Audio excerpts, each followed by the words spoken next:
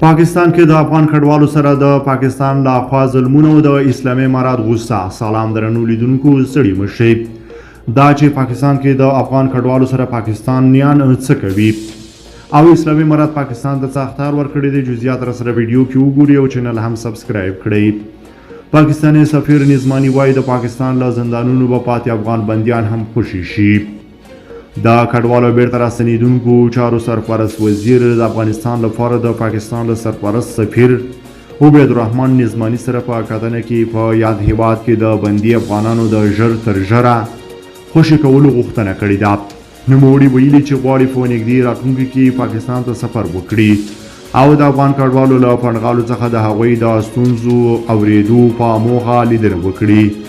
سرپرست وزیر همدارنګه له پاکستان څخه د افغان کډوالو د کوربتوب له کبله مننه کړې او د هغو افغانانو د ژر تر ژره خوشي کېدو غوښتنه یې کړې ده چې د کوچنیو جرمونو یا د اسنادو نه لرلو له امله نیول شوي دي.